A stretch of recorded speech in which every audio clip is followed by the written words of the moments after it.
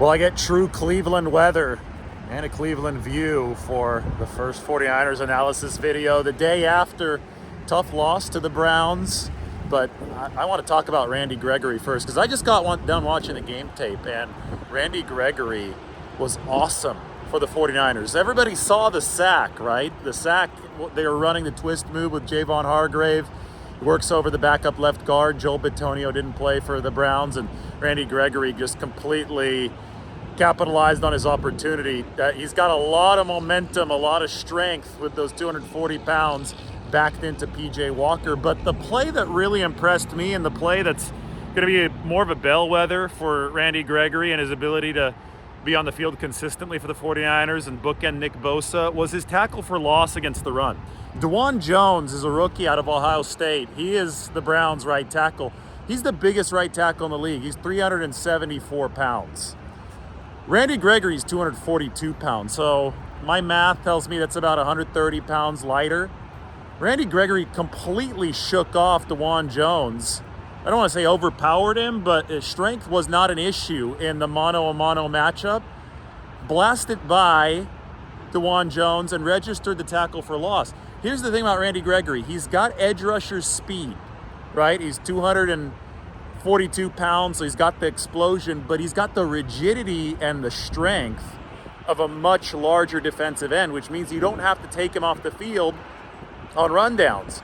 Nowhere was that more apparent than when he's battling 370 plus pound DeJuan Jones and getting the tackle for loss. There were a couple other quarterback hits for Randy Gregory yesterday. He ended up playing 26 snaps. Drake Jackson played 22.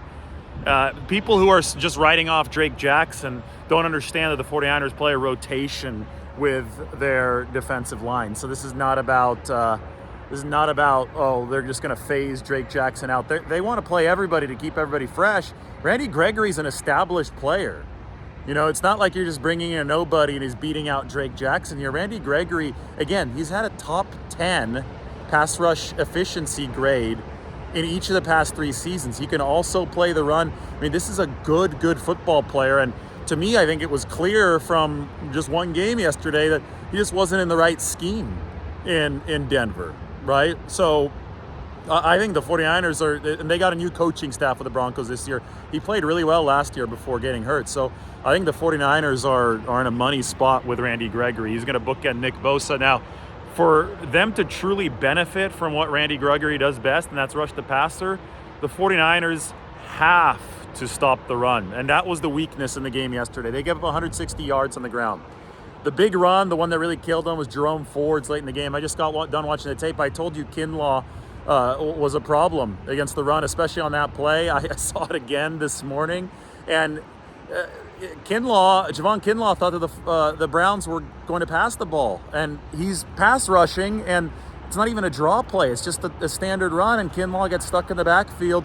Jerome Ford runs right by him. I think it was a 25-yard gain, set up the ultimate game-winning field goal. Javon Kinlaw's got to be better than that. I know that penetration is important, and you want to disrupt against the pass game. But if opponents are taking your aggressiveness and using it against you and rushing for 160 yards, and that's what the Browns did yesterday, then there's got to be a little bit more discipline up front from the 49ers. And I think that's the key. I think these guys can stop the run.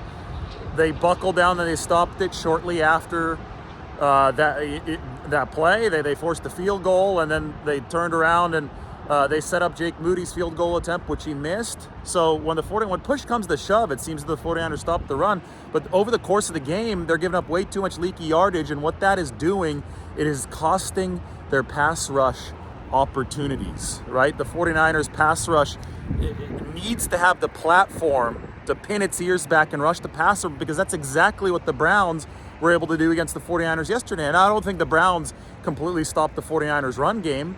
I think they stopped it at key moments, and then the 49ers penalized themselves at other key moments to put themselves behind the sticks. But I think that the 49ers had enough success to feel decent about themselves. But, you know, what I think happened is Cleveland delivered enough discipline against the 49ers run game to enable the 49ers, give the 49ers a chance to beat themselves. The 49ers didn't really do enough of that against the Browns. 160 yards, yeah. The Browns did commit a couple errors with those interceptions from P.J. Walker, but he's, what, the third string quarterback or the third option at quarterback for the Browns this year after Deshaun Watson and DTR.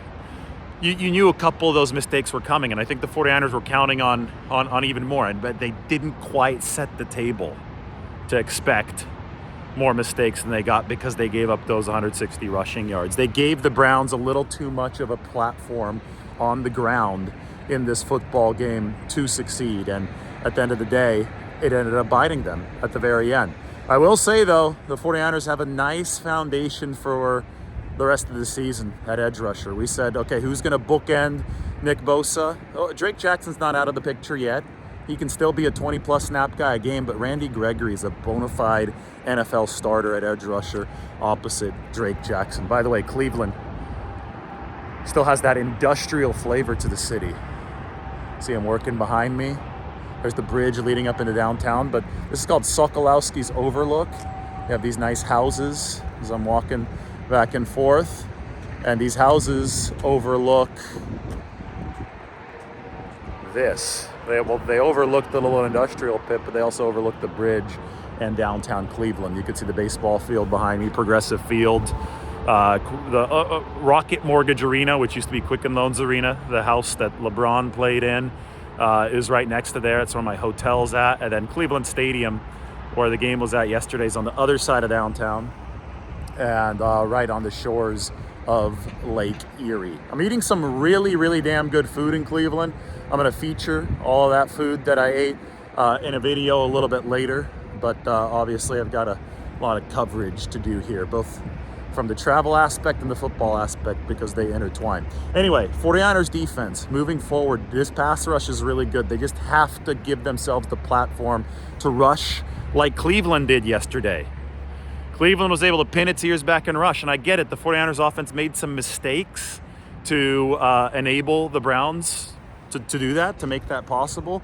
But it wasn't just the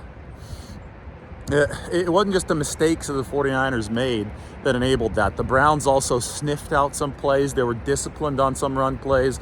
And the 49ers, conversely, the errors came in run defense for this football team. They really did. They've got to be better in that regard. Oh, cool. I'm coming up to a place called Camp Cleveland. I went to this hipster neighborhood, like the Tremont neighborhood. I had a really good breakfast sandwich here, and it's up on a hill. It's actually quite neat, as you can see. And then this place right behind me, this little park, is called Camp Cleveland. Look, hey, the Tremont Historic District. I got the name right. And they've built a nice little park here, which overlooks the entire city. All right, that's my first 49ers thought. Got a little bit more from Cleveland. Gonna give you guys the tour, gonna give you guys my appraisal of Brock Purdy, know what the 49ers offense needs to do in a little bit. Grades also coming up later today. Make sure to check out my article on Purdy up on The Athletic. I'll toss it into the description. So long from Sokolowski's Overlook here in Cleveland.